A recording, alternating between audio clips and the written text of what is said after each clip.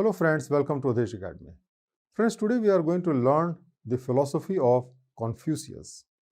Confucius was one of the greatest thinkers and philosopher of China. He was born in 551 BC and he died on 479 BCE. So he was contemporary of Buddha and also Mahavir. His philosophy is called Confucianism or Ruism, and which is basically sometimes described as a tradition or philosophy or religion, a way of governing, or simply a way of life. So this philosophy is something similar to dharma, which does not have a particular definition in the sense that dharma cannot be said to be like ethics, because ethics is typically a Western concept, while dharma is something which is like a way of living or a philosophy. So his philosophy, which is called Ruism, is basically similar to that. And Confucian ethics codes are basically humanistic in nature, and that can be practiced by all members of a society. So just like what Buddha taught was something which was to some extent was not religious in nature, but it was basically a code of conduct which we can all follow, even though we may be practicing a different religion. The same way, the Confucian ethics can be followed by any person. And his ethics basically deals with the promotion of virtues, and which is encompassed by 5 constants. So this particular philosophy is similar to the virtue ethics of his time. As we have discussed earlier also, that when we talk about the virtue ethics, the focus is in development of certain virtues, because once you have those virtues, your action will be ethical. So this is different as compared to the other later philosophies which came like deontology or utilitarian, because in the virtue ethics, the focus is on virtues. So what are the virtues which are considered by Confucius? These virtues are listed as following: loyalty, filial piety, that is respect for one's parents, elders, and ancestors. So this is something what we share with Chinese philosophy, because in India also we know that it is considered to be a virtuous act when we respect our parents or elders or ancestors. Similar thing is there in China also. Then honesty, kindness, forgiveness, cleanliness. This is also very common virtue which is there in India as well as in China. Then shame, sense of right and wrong, bravery, respect and reverence, frugality. Chinese philosophy of Confucius says that we should live a simple life, frugal life. And finally, the virtue of modesty or humility. So these are basically called the Confucius virtues. Now we'll know about the constants of virtues which has been given by Confucius. He has given basically 5 constants. First is called Ren, which basically means benevolence or humanness, that we should be human, insaniyat. That is what is basically Ren. Then second is called Yi, which means righteousness or justice. Third is called Li, which is proper right, rituals, decorum, or following the natural law. The fourth is called Zi, that is knowledge. And the fifth is called Zin or integrity. So these are 5 constants or the 5 most important virtues which we must follow. And out of that 5, Ren is considered to be the greatest Confucius virtue. So now let us know about Ren. Ren can be loosely translated as humanness, insaniyat, that we should be good human being. And Ren is considered to be the most important virtue according to Confucius. Ren basically denotes a good feeling and a virtuous human experience when we are altruistic. The meaning is that we should not live for ourselves. We should live for other people, because whenever we do something good for the other people, that situation we feel good, and therefore the best way to live a good life and a happy life is to help people, and that is what is the meaning of Ren. So the virtue of Ren is basically exemplified by the normal adult's protective feeling for children. We know that parents are very protective about their children. They take care of the children. In the same way, if we are an important member of the society, we should take care of the people in our society who are weak, poor, and helpless. That is basically the meaning of Ren. That means we should help other people. And Confucius basically defined Ren as following. He says, wishing to establish himself, seeks also to establish others, wishing to be enlarge himself, he seeks also to enlarge others. That means that we should not only think about ourselves, we should also think about other people's interest. Whenever we want to grow, there is no problem, we should grow, but at the same time, we should also see that other people also grow. And this basically is very similar to the golden rule, which is there in Bible and many other religion, because Ren means not to do others as you would not wish done to yourself. It basically means that we should not do anything to other people what we don't want them to do to us. That means we should behave in such a way with other people as we expect other people to behave with us. And that is basically the essence of Ren or humanness. We should be good human being, and once we are good human being, once we are helping toward others, the natural actions will become the virtuous action, and we will be doing ethical actions in our life. Friends, there are many quotes of Confucius which are very famous and that are very important for civil services purpose. You can be asked essays on these topics, or you can be asked to explain these quotations in the modern context. Now, these quotations are as following: fine words and an insinuating appearance are seldom associated with true virtue. That means a person who is having a true virtue will generally not somebody who will put, artificial appearance, because these things do not go together.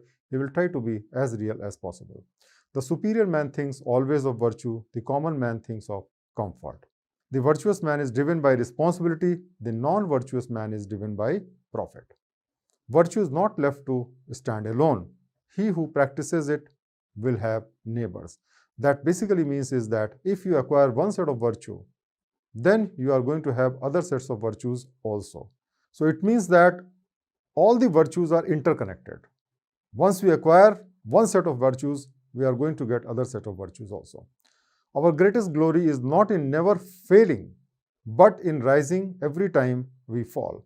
This is very, very motivating quote for all of us, because when we fail in our life, we should not give up. We should keep on rising. We should keep on putting positive effort. I hear and I forget. I see and I remember. I do and I understand. This shows the power of action. It is only by action that we can remember the things and we can understand the world. Life is really simple, but we insist on making it complicated. And this shows the virtue of simple living and high thinking. Choose a job you love and you will never have to work a day in your life. One of the very beautiful quote of Confucius.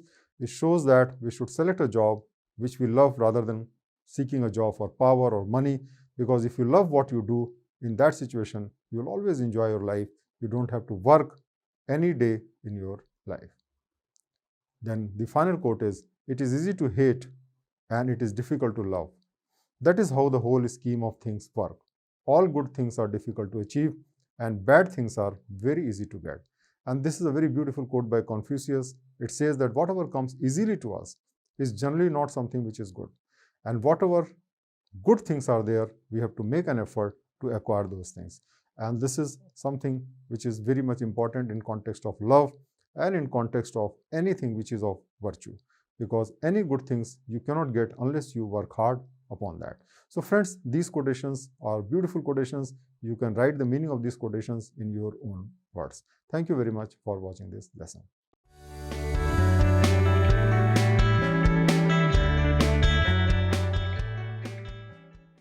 Friends, today we are going to learn about John Locke.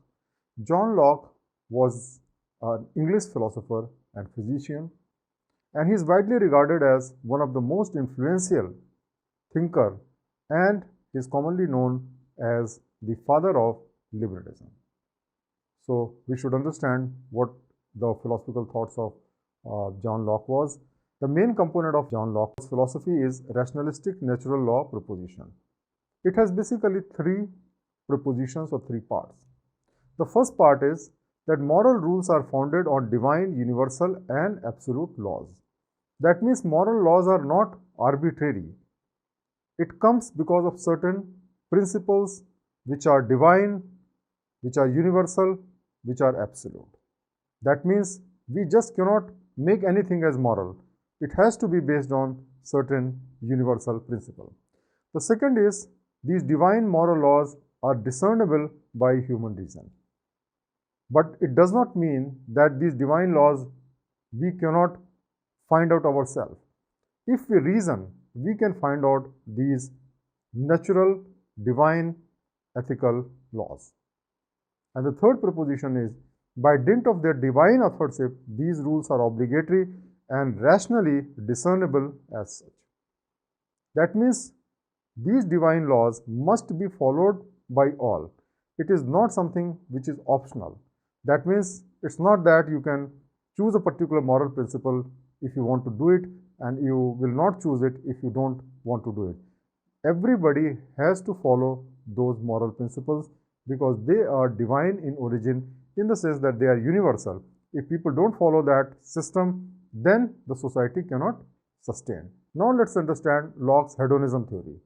What Locke says is that good actions are those which gives us pleasure, while evil actions are those which gives us pain. So evil actions are basically the source of pain, while the good actions are the source of pleasure. And the pleasure and pains are basically not only at the physical level, but also at mental and emotional level, which depends upon the sanction of the society. So what we have to understand is that if we do the good things in our life, it is for our own benefit. Because when we will do good things in our life, we will feel happy. And when we will do bad things in our life, we will feel bad.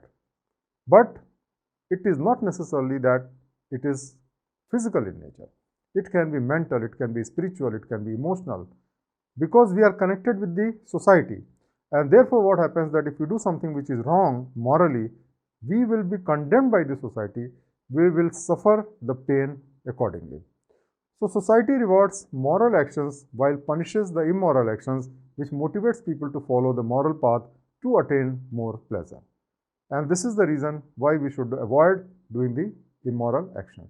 Because when we are condemned by the society, when we are punished by the society, we feel those pains, and if we want to avoid those pains, we must be moral. He further said that we are moral not only because a divine law dictates us, but also because of the rational analysis we deduce that being moral is also a source of pleasure.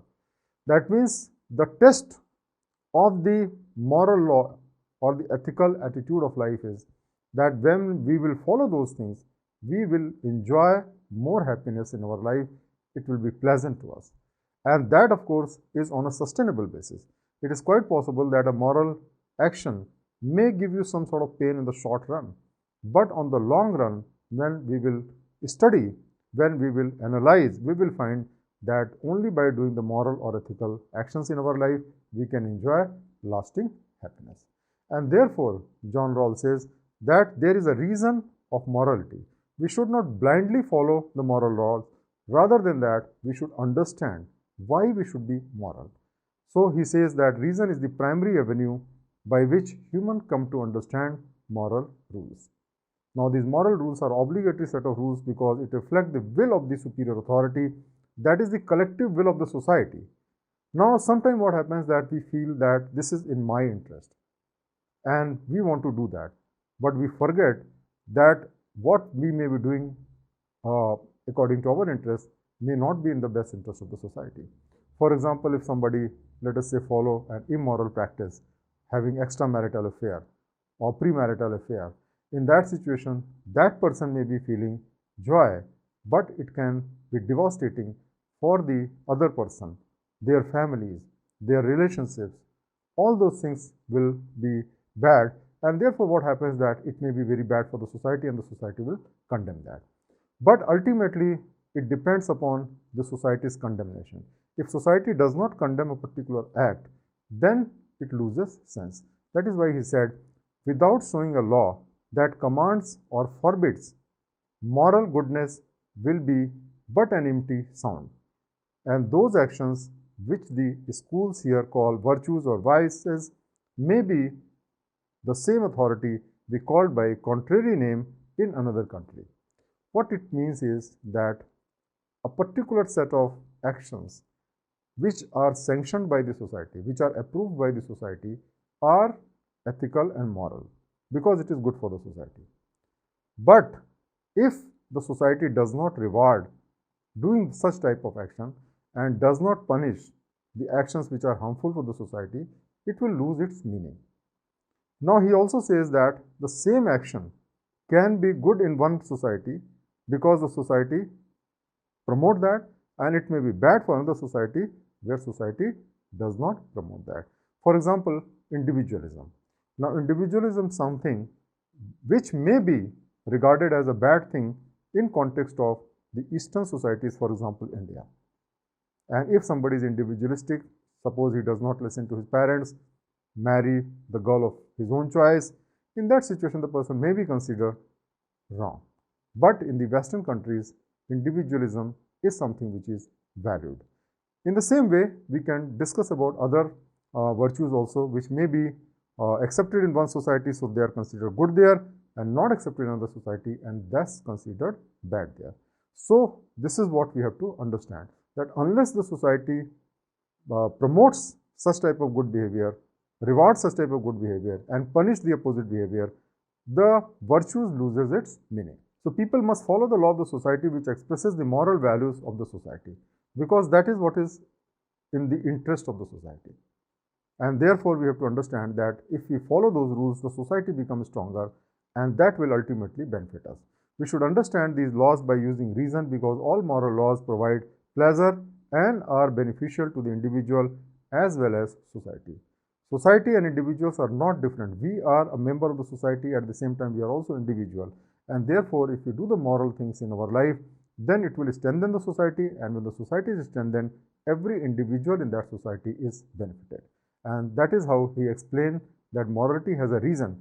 We should follow the moral virtues, moral laws, because it is in our own interest. John Locke is also famous for many quotes. Let me narrate you some of the quotes, and you can practice writing answers based on these quotes in 150 words for ethics, integrity and aptitude, and you can also attempt some essays for these quotations.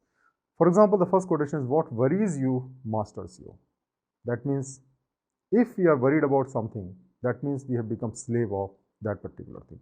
Whenever a problem comes, we should try to solve that. We should become master rather than becoming a slave. I have always thought the actions of men the best interpreter of their thoughts. So we should not be judged by the thoughts, we should be judged by the action, because ultimately your thoughts get reflected into your actions. The reason why men enter into society is the prevention of their property. The discipline of desire is the background of character. That means unless we are able to discipline our desire, we cannot build our character. The next quote is, the improvement of understanding is for two ends. First, our own increase of knowledge. Secondly, to enable us to deliver that knowledge to others. That means if we understand a concept, first of all, we become knowledgeable. At the same time, we can share that understanding with other people, and then we can develop a better understanding among ourselves. The next quotation is, fortitude, that is courage in pain or adversity, is the guard and support of other virtues. What it means is that if you don't have courage, then you cannot follow other virtues. So that is very, very important. So courage is the most important virtue, because without courage, other virtues can't sustain. And then finally his quote is, all wealth is the product of labor. That means only by hard work, only by doing work, we can contribute wealth. So friends, these are some of the quotes, and you can practice them in your own words. Thank you very much.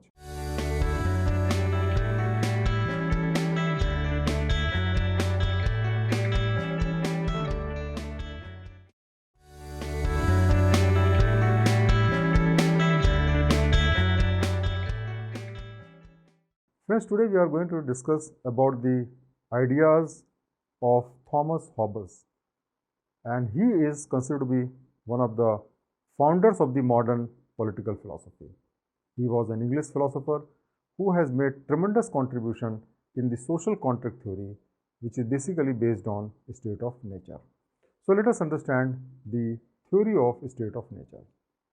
Friends, Thomas Hobbes and John Locke are basically known for their social contract theory, which is based on a state of nature.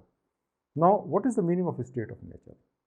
A state of nature means the natural condition of mankind, in which there is no government, no civilization, no law, and no common power to restrain human nature. So it means that a state of nature is achieved when a human being is free to do whatever he wants. He can do anything. There is no control over him. There is no government, there is no civilization, there is no law, and there are no common power. And therefore, a man, like any other animal, any other wild animal, is free to do anything. That is basically called the state of nature. Perhaps when the human beings were born or the civilization started, it must have started from the law of nature, when the human beings were as free as the animals are free today in the jungle. Now, such a state of nature will be a war of all against all, in which human beings constantly seek to destroy each other in an incessant pursuit of power. Now, we have to understand that when imagine a society where there is no superior authority, then what will happen? People will fight with each other, try to dominate, try to establish everything. So it will be like a law of jungle. Now, that is likely to be the outcome of the state of nature. We often think that such type of life will be very good, but it is not so, and Hobbes very famously stated that existence of the state of nature is solitary, poor, nasty, brutish, and short.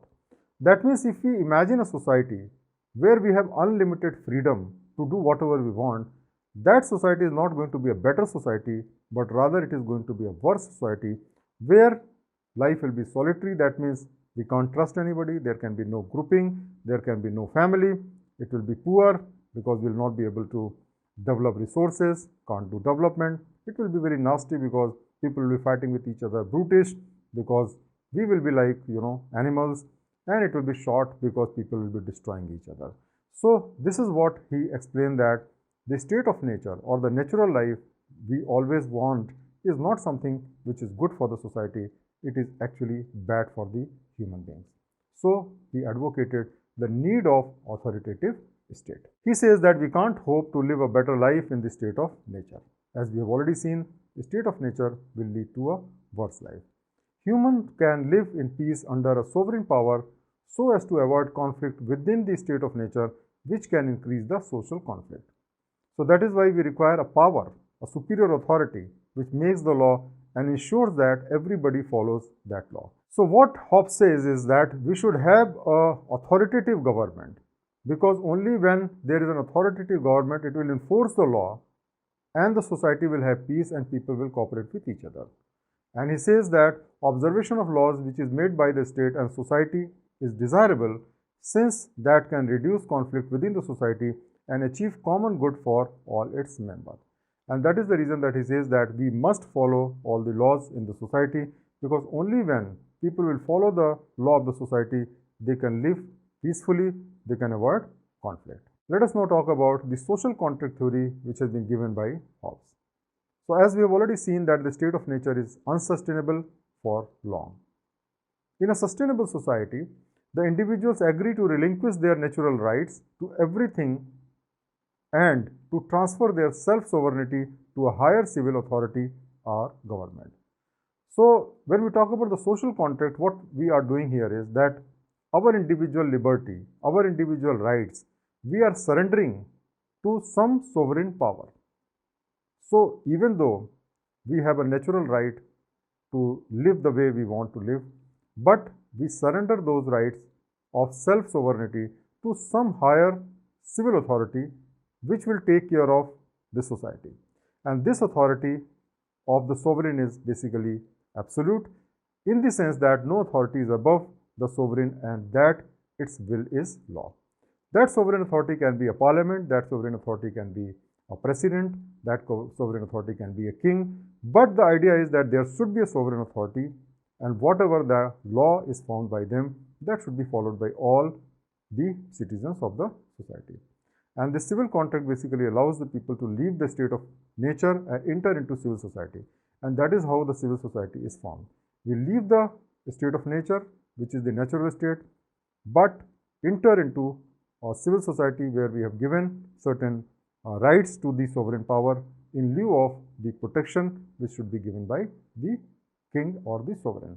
So this state of nature remains a threat and returns as soon as the government power collapses. So we need a strong power at the center, because if the power is not there at the highest level, in the societal level, at the national level, then what will happen that people will exercise their state of nature, they will start fighting, and the society will collapse, the civil society will collapse. And the power of the government is basically uncontested only if it is able to protect its subject. Now, it is not that if you are a sovereign or a king, you can do whatever you want. Your basic responsibility is to protect the other rights of the members of the society or your country. As long as you are doing it, you have the moral right to rule. But if you are unable to protect the citizens, in that situation, you will find that there will be rebellion and such type of sovereign power will collapse. Now let's talk about some of the quotes which have been given by Hobbes. The first quote is, "A man conscious and his judgment are the same thing, and as the judgment, so also the conscious may be erroneous." Now what he says is that our conscious, which is sometimes considered to be the voice of God or inner voice or the soul's voice, is not something which is free from error. Just like in our judgment we make errors, in the same way our conscience can also make error. It is not the wisdom but authority that makes the law. That means the person who are in the power, they will make the law and not the wisdom. That means whatever the authority think is in the best interest of the society, they will make the law.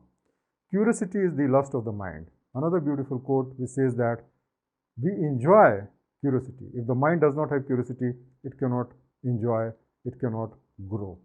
The condition of man is a condition of war of everyone against everyone. And the last quotation is, "Leisure is the mother of philosophy." That means unless we have leisure, unless we have time, we cannot become philosopher. So first thing is that we should have time to think and ponder, and only then we can think about a better society of philosophies and ethics. So unless you have leisure, unless you have sufficient time and you have been able to fulfill your basic necessities, you cannot think about philosophy. So friend, these are some of the quotes. You can write some sort of explanation in 150 words, how they are relevant for the modern time.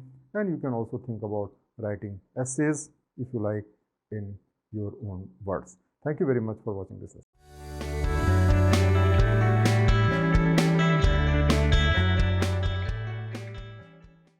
Friends, today we are going to discuss a French philosopher, and his name was Emile Durkheim. He has practically revolutionized the concept of morality by connecting that with the society. So friends, let's understand about Emile Durkheim and his philosophical thoughts about morality. Durkheim was basically a French sociologist, and he, along with Karl Marx and Max Weber, formally established the academic discipline of sociology. So when we talk about the discipline of sociology, it has been set up, or it has been started by these three great philosophers, that is Emile Durkheim, Karl Marx and Max Weber. So let's understand what are his ideas of morality. Friends, Durkheim rejects the concept of priori moral concepts or abstract logical reasoning to construct ethical systems. Now, what is the meaning of priori moral concept? Priori moral concept means we frame the concept first, we believe that to be true, and thereafter we implement those concepts. For example, all human beings are equal. For example, we should always speak truth. Now, these are basically the priori moral concepts, which are basically not done on the basis of any empirical research, but on the basis of an assumption, and after that assumption, these are implemented on the ground level, and that is why it is called priori moral concepts. In the same way, he also rejected the concept of abstract logical reasoning. That means, on the basis of logic, if we say that this is what is moral, that also he rejected. If we talk about other philosophers, we find that most of the philosophers talk about proving what is moral by logical reasoning. He rejects that. According to him, the moral phenomena are conditions both socially and historically. It means that as the society evolved, And by virtue of having a particular peculiar history, every society tends to develop its own moral concepts. So it is something organic in nature. It is not something which is created or man-made or can be man-made by having some sort of moral concepts or by proving it by logic. So what he believes is that over time, every society creates its own set of moral rules and truths, which may vary dramatically from one society to the next. And that is the reason that you will find that what is considered moral in one country may not be considered moral in another country. So the moral standard vary from society to society because every society is evolved over a period of time in its own unique way, and that is the reason that it has created its own moral standard. And therefore, he asserted that there exists no universal or transcendent morality for humanity. That means we cannot say a single thing which can always be followed, which can always remain moral for the entire humanity. So this is a great concept which has been given by him, and he has connected morality with the society. What he said was that morality is wholly a social phenomena, with morality not existing outside the limits of society. Now, this is a very wonderful concept. He says that whatever moral standards are there, that are basically applicable only for that particular society and not outside the society. Morality begins only when an individual pertains to a group. Only when you are part of a particular group, you are supposed to follow the moral principles. Let us take some example. For example, moral principles may require one to speak truth and follow non-violence within the society. However, the same principles you cannot apply if you are going to deal with an enemy outside the group. So, for example, if somebody attacks you from outside, or there is an enemy with whom you are dealing. Now, before the enemy, speaking truth could be a bad thing. It could be an immoral thing. In the same way, if an enemy attacks on you, you cannot follow the concept of non-violence. That means we have to follow different standards when we are within the society and when we are outside the society. So what is considered moral is only applicable within the four walls of our society in which we live. The same concept, if it is applied outside the society, may not be considered to be moral. But within the group, morality is obligatory and desirable. So if all the people within the society are moral, then they will strengthen the society, and that is the reason that within the society we have to follow those moral standards, but the same is not applicable outside the society, and that is the reason that morality cannot be universalized. Another important concept which has been given by Durkheim was the interconnection between morality and religion. He said that morality and religion are intimately linked. Wherever one finds a religion, one will always find with it accompanying moral doctrine and moral ideals commanded to believers. Any religion, if you think about, all the religions will tell you what is to be done, what is not to be done. And if you follow those concepts, then only you can say that I am part of that religion. For example, in Islam, drinking of alcohol is prohibited. At the same time, drinking of alcohol is very much permitted if you are a Christian. In the same way, if you are a Jain, killing of animal and eating the meat of animal is totally prohibited, but not prohibited for other religions like Islam and Christianity. And so we have to understand that basically the religions tells you what is to be done and what is not to be done, and therefore the concept of morality is very much connected with religion. He also said that moral authority is society's collective force transfigured and made visible. So whatever is the moral authority, whatever is the government, whatever is the social head, that is basically a collective will of the society. And he therefore said that moral authority constitutes a force that penetrates individual and shapes their personality. So morality is something which is there in all of us, and that comes from the society. You cannot understand the morality in individual in isolation. And so he has given this very famous statement that society is not a mere sum of individuals. Rather, the system formed by their association represent a specific reality which has its own characteristics. The group thinks, feels, and acts quite differently from the way in which its member would were they isolated.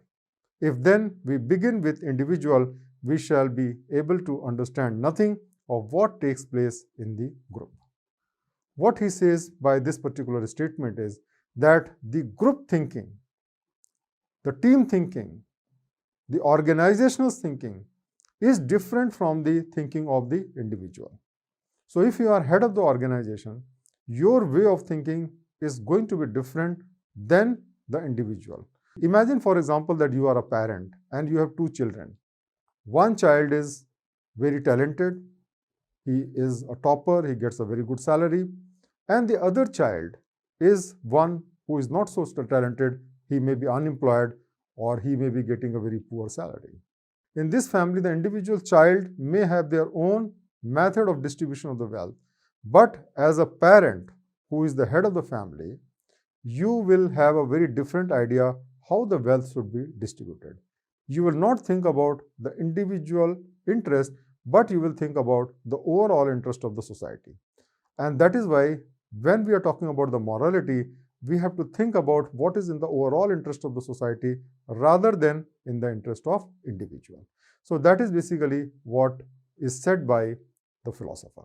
So friends, he has connected morality and religion because both tells us the do's and don'ts, which is in the interest of the society.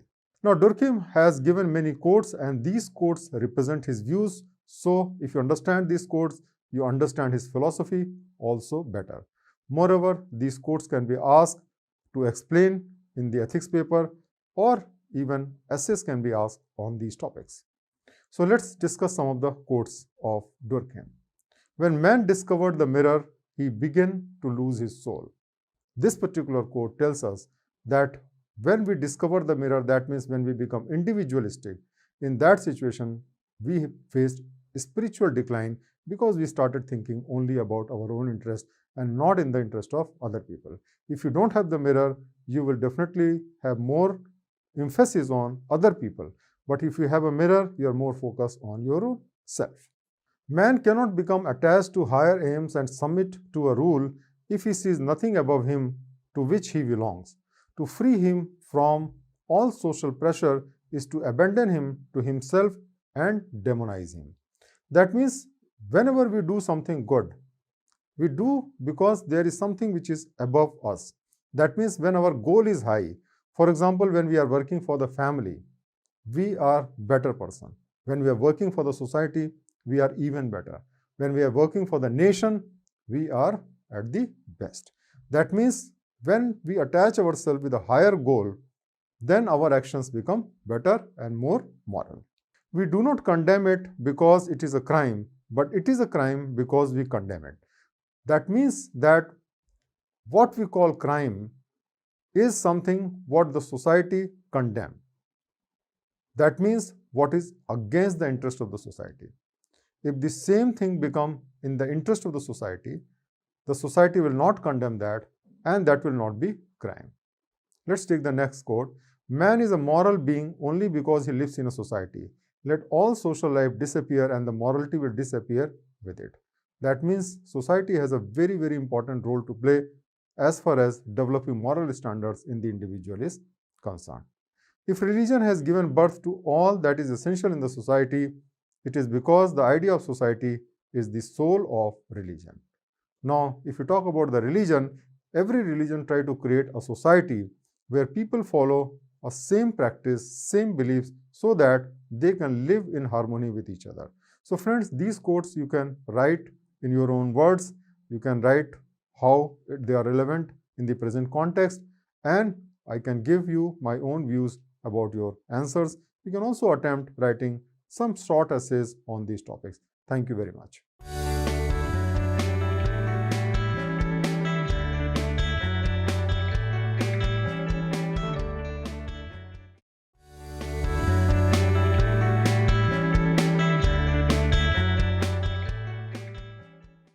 Friends, today we are going to discuss the philosophy of Friedrich Hegel, who is one of the greatest German philosopher along with Kant. Hegel was basically eminent philosopher of German idealism, and he was born in 1770. died in 1831, and he is considered to be one of the greatest philosophers along with Kant. So friends, let's understand what he said about moral and ethics. One of the very important things we should understand is that his philosophy is almost different or radically different than the philosophy of Kant. Hegel differentiated between morality and ethical life. Now, what is the meaning of morality? According to Hegel, the morality means the Kant's moral philosophy, which represents what is reflective, critical, and individualistic in moral life. As we know that Kant has given the concept of categorical imperative, he asked each one of us to find out the concepts of morality using this categorical imperative. And he believed that moral concepts can be derived from the reasons. He did not believe that the moral concepts came from any divine source, but rather he believed that the moral concepts come from our reason. And so we can understand that the Kant's philosophy is individualistic in nature, because each one of us can derive those philosophies based on our own reasoning. On the other hand, ethical life stands for an attitude of unthinking, pious devotion to the traditional laws and customs of one's people. So, when we are talking about ethical life, it means that we should not apply our mind. It is basically unthinking. That means whatever has been prescribed by the traditions, by the customs, we must follow that and we should not question that.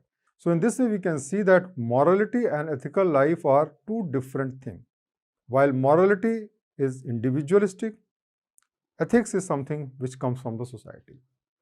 So Hegel supports ethical life and he opposes individualistic concept of morality. He favors social conformation and moral traditionalism and opposes individualism and critical moral thinking. So what he says is that we must follow the customs and traditions. We should not challenge them.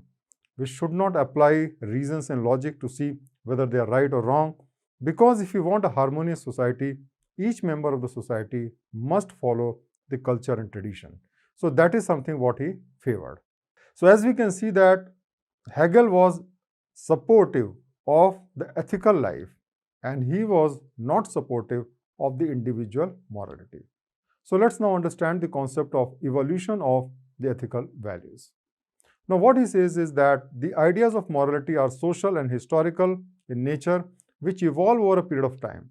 So when we talk about morality, and we are talking here about the social morality or the individual morality, we may be thinking that these are our own ideas, but actually these are the ideas which we gather from the society. Even the individual ideas of morality are shaped by the ideas of the morality that other people possess in our society. So depending upon the society in which we are brought up, we gather our moral ideas from our parents and elders, and they have taken these ideas from their parents and elders. So the culture and tradition of the society play a very important role in formation of our ethical and moral values. So what he says is that the society develops its own concept of morality, which can be called an ethical life, which all of us must follow. We should not challenge those ethical values just because we feel or according to our reason they are not moral. So he basically support that we must be traditional and we must follow the cultural values. We should not question them. So that way he says that we must accept the moral values because that is good for the society and ultimately that is good for us. One of the very important contribution of Hegel is dialectical method of ideas. Hegel developed the dialectical method for development of an idea. We have learned about the evolution of the organism in Darwin's theory, Darwin's evolution theory. In the same way, Hegel says that even ideas evolve. So ideas evolve in terms of categories of thesis, antithesis, and synthesis. First, every idea starts as a simple idea. So a thesis can be seen as a single idea. For example, we should be non-violent. We should always speak truth. That is basically something which is called a thesis. Since this idea is very simple and incomplete, it gives rise to antithesis, which is an opposite idea. For example, if we say that we should always speak truth, there can be situations where truth is not desirable. For example, if by speaking truth somebody's life is at stake, we must not do it. So, for every simple idea, you will find that there will be situations when this idea will not work and we have to go for the opposite idea. And so the opposite idea is called antithesis. But since this antithesis is also not complete, what happens that in order to make it more complete, a third point of view has to be there, which is called synthesis, which comes from the synthesis of thesis and antithesis. What does it mean is that when there are two opposite ideas, for example, violence, that means sometimes you have to do violence, like you have to punish the guilty, or we can say like the policy of eye for eye. On the other side, we also have to see that we should not do undue violence. So we have both the ideas. One is non-violence, other is violence. Both are necessary in certain situations. And when we combine these two ideas, then what happens that we create a synthesis, which is a more complex idea. So a synthesis is basically a more complex and more complete idea, but even this synthesis is not the complete truth. And so what happens that this synthesis becomes the new thesis, and then it generates another antithesis, and then combining the new thesis and new antithesis, we create even more complex idea. And that is how the ideas keep on evolving with time. And today, whatever idea we have on different topics of philosophy are very complex because they have evolved over a long period of time. So this dialectic method of ideas is very, very useful to understand why a simple idea cannot explain the whole truth and how the ideas evolve over a period of time. Now, friends, we'll discuss some quotes of Hegel. I will be just referring the meaning of that. You can write 150 words on these quotations, or you can even attempt writing an essay on these topics. Let's take the first quote. Education is the art of making man ethical. This quote says that what education does, it tells us what is good for us, what is bad for us, what is going to be the consequence of our actions, and that way it helps us becoming ethical because we learn what is good for us, what is good for the society, and once we understand, we become ethical. Another very nice quote is, whatever is reasonable is true and whatever is true is reasonable. That means if you are doing some reason, if you are proving something based on reason which is untrue, it cannot stand. Things can be reasonable only if it is true. And at the same time, if something is true, it will be proven to be reasonable. So there is a deep connection between reason and truth. We can achieve reason and we can achieve truth in the same way. Unless you are reasonable, you will not be able to know the truth. And if you are interested in knowing the truth, you must use reason for it. The next quote is, to him who looks upon the world rationally, the world in its turn presents a rational aspect. The relation is mutual. That means when we look at the world, if we think rationally, we will find that the world behaves in a very rational manner. But there are people who attract emotional energies with the world. They think the world to be emotional in the sense that they don't think it rationally, but rather decide on the basis of emotion, and they will find the world not rational or emotional. So basically, if you want to understand the rationality of the world, you should yourself be rational. Next quote is, nothing great in this world has ever been accomplished without passion.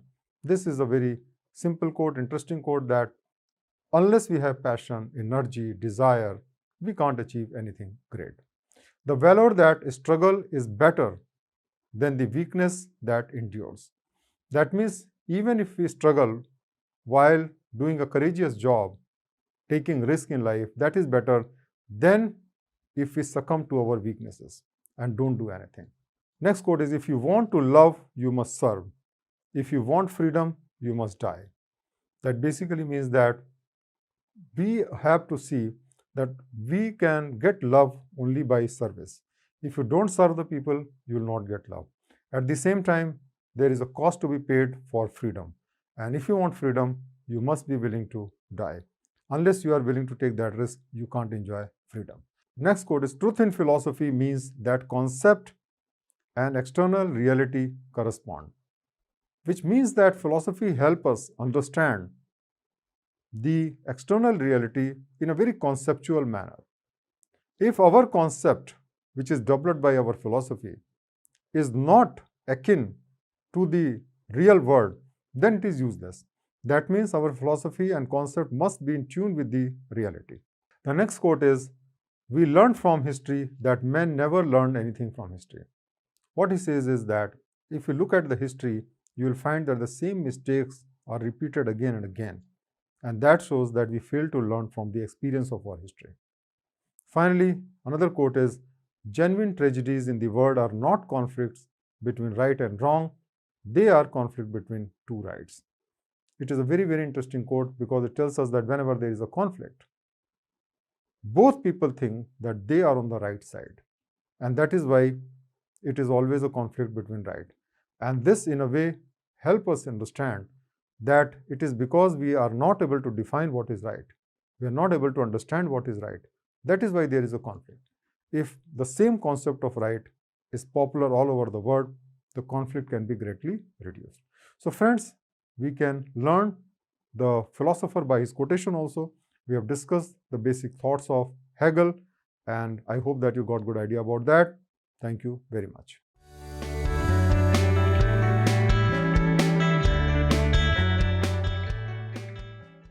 Friends, today we are going to learn the ethical ideas of Karl Marx.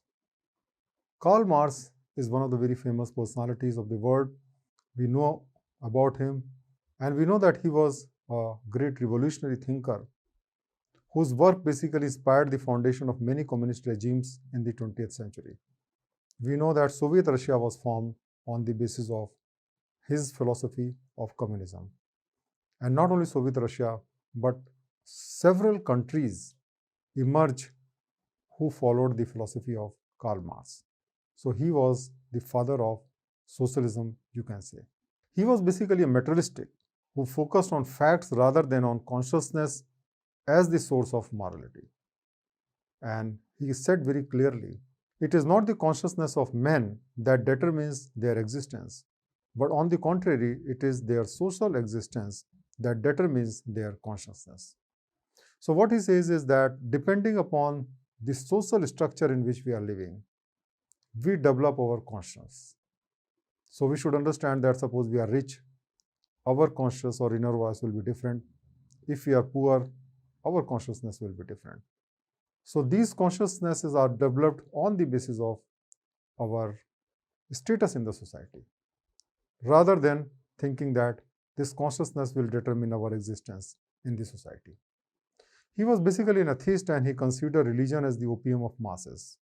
One of his most famous quotes is that religion is the opium of masses, because he believed that religion is used to basically intoxicate the people so that they can't grow materially. The ethics of Marx consist of class morality. He divided the people into two categories, bourgeois and proletariat.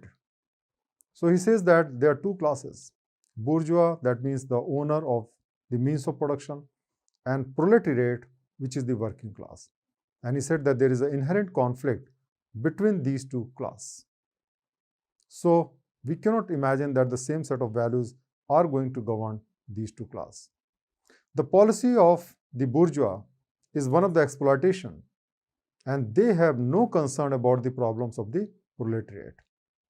So bourgeois will try to maximize their profit, and that they can do by paying minimum wages to the working class and exploiting them. On the other side, the working class would like maximum benefit because of the business, but that is denied because bourgeois are interested in their own interest. Karl Marx basically treated the ethics and social morality as a class morality meant for exploiting the poor and the working class. What he means here is that all the moral standards in the society are basically decided by the upper class or the bourgeois, and they serve the interest of the bourgeois. They are not designed for the working class. And therefore, he rejected the concept of morality, which is very popular around the world, the common concept of morality. And he believed that the true morality consists of stopping such exploitation and giving equality to the working class. So the most important thing what he said is that everybody should be given equal treatment as long as there is a differentiation, as long as the power is concentrated in the hands of few, the moral cannot exist. Let's now understand the Marx idea of morality. According to Marx, a moral society must have equality of labor and wages. That means if I work for any position for a X number of hours, I should be able to get the same wages as a person who is doing the job in any other profession. Today we see that for same amount of hard work, some people are paid very good salary, some people are paid bad salary. Now he says that everybody should be given equal wages, and that is something which is very important. But such society cannot be created in the capitalist economy where your wages are decided on the basis of demand and supply. Such a society can be created only by following communism. And so he advocated that we should create a communist society. According to him, the real freedom comes by having economic freedom, which will lead to the reduction of the working hours, and hence people would have more time for leisure to enjoy their life. So unless we have economic freedom, we can't enjoy life because we are always struggling to meet both ends. And therefore he says that if you want economic freedom, and only from economic freedom we can have the real freedom.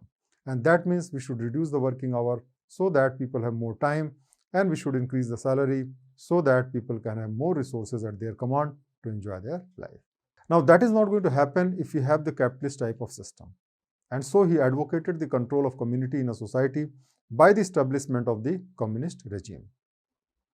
And according to his idea, Soviet Russia was the first communist regime which was set up, and gradually many other communist regimes were set up. He did not believe in the concept of purity of means of Gandhiji.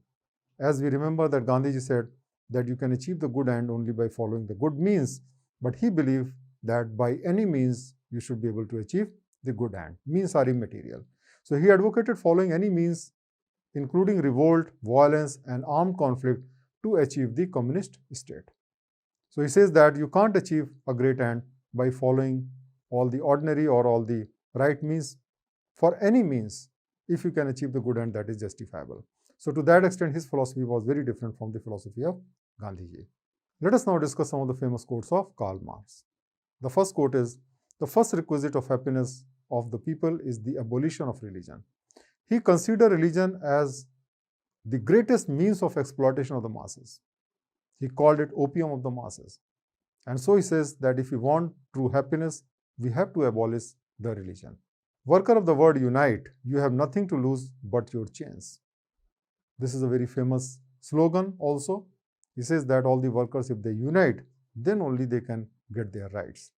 The philosophers have only interpreted the word in various ways. The point, however, is to change it.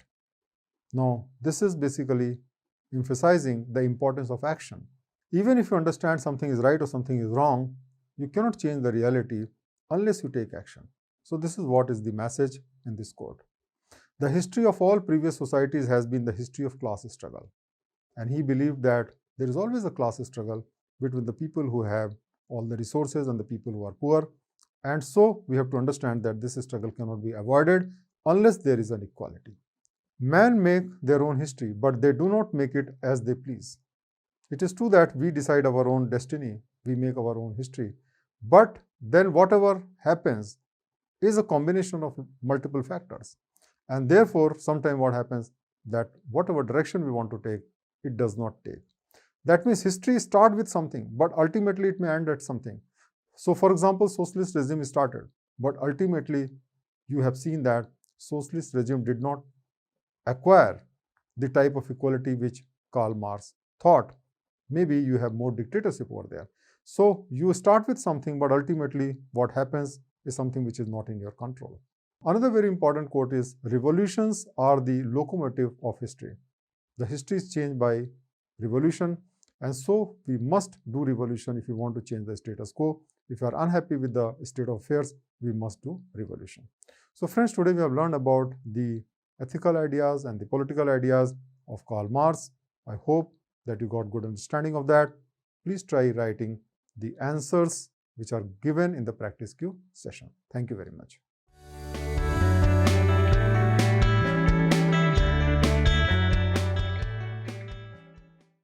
Friends, today we are going to learn about an Italian philosopher.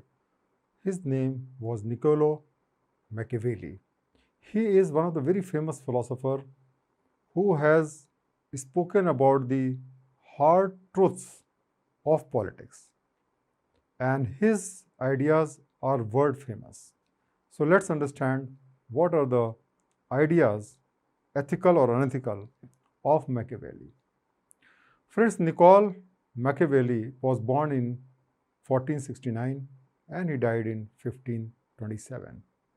He was an Italian Renaissance political philosopher and statesman. His most famous work is The Prince, which provided the glimpse of real politics of the ruler. Friends, most of us believe that the rulers, whether they are the prime minister or the president or the chief ministers or the kings in the earlier time, they must possess high moral standards. We generally respect them, love them, revere them, we consider them like God. But he said that these princes, or basically the people who are the king, are not the paragon of virtues. You cannot become king if you have all the ethical qualities. So he has shown the mirror to the society, to the king. The prince basically is a letter where he has been advised what should he do if he want to become a king and retain his kingdom. He is considered to be the Chanakya of Western world, whose philosophy was pragmatic and immoral. Just like in India, Chanakya's philosophy was practical, and he used that philosophy to win the kingdom for Chandragupta. In the same way, the philosophy of Machiavelli is very, very practical, though it is considered to be immoral. Because his philosophy was so immoral, the Catholic Church basically banned the book Prince. But still, the truth in this book cannot be concealed. And his philosophy is today very popularly called Machiavellian philosophy, which represent manipulation, immorality, and deceit to achieve the goal. So Machiavelli believed that goal is most important. Whatever means it takes to achieve the goal, that's justified. So let's understand the concept of morality according to Machiavelli. He says that there has to be different moral standard for the ruled and the ruler. And the ruler must maintain two distinct set of morality. For a ruler, the public and private morality has to be separated. In the public life, a ruler must maintain a good reputation, but must also act unscrupulously when the situation demanded. That means the ruler must try to project a good image before the people. But if the situation goes, then he should act tough and he should take harsh actions. And one of his very famous statements is that a ruler is better to be feared than be loved. A ruler wants to be loved as well as feared. But suppose you have to choose only one. Then he says that it is better to be feared rather than to be loved. Because a loved ruler retains authority by obligation, while a feared leader rules by fear of punishment. Even if you are loved by people, the love can be broken any time. And then people will be against you. But fear is something which is there, which is maintained by force. And therefore, he advised that the king or the prince must prefer to be feared rather than loved. Let's understand some of the basic concepts of Machiavellian philosophy. One of the most important things is that he focused more on the end results than on the means. And justifies means is something which can summarize his philosophy. He was not averse of the idea of using brute force and even deceit to achieve the favorable outcome. So any means, ain kain prakaran, any means you can use to achieve the outcome. And he considered fraud and deceit as necessary for a prince to use. If you are a prince, you have tremendous danger coming from other people. And so you can use fraud and deceit to rule the kingdom. He advocated the use of force to eliminate political rivals, to destroy resistant populations, and to purge the community of other men strong enough to rule, who may inevitably attempt to replace the ruler. So what he says that if you have threat coming from some people, then you must not shy of using the force. So use force for eliminating the political rivals. You can destroy the people who are rebelling against you, and you can purge or punish those communities who are a challenge to you, who can rule and who can try to replace you. So these are some of his strong advice to the prince. Now let us talk about some of the famous quotes which are attributed to Machiavelli. The first quote itself is very revolutionary. Politics has no relation to morals. It says that if you want to succeed in politics, you cannot be moral. While generally we expect the politicians to be moral, he says no. Both things cannot go hand in hand. He who wishes to be obeyed must know how to command. That means people will be willing to obey you, but you must learn how to command. And that means you must have the force. Without force, people are not going to obey you. Where the willingness is great, the difficulties cannot be great. That means if you have the determination, if you want to do something, you can overcome the difficulties. The first method for estimating the intelligence of a ruler is to look at the man he has around him. That means if you are an intelligent person, you must surround yourself with the intelligent people. If you are surrounded by foolish people, they will misguide you. That means we should be always surrounded by smarter people, because if people are smart around us, then we can take smart decisions. If an injury has to be done to a man, it should be so severe that his vengeance need not be feared. That means once you are fighting with somebody and somebody has become your enemy, then you must take such harsh action that he would not dare to retaliate you. You should not be kind to your enemies. That's what basically he said. So friends, we have learned about the famous philosophy of Machiavelli, and his philosophy are very controversial, but nevertheless, if we see the real world, we can find a lot of truth in his philosophy, and that is the reason that despite being hated by many ethical people, the philosophy endures because of the truth that contains in it. So friends, I hope that you got the good idea about it. Please attempt writing answers in the practice quiz session. Thank you very much.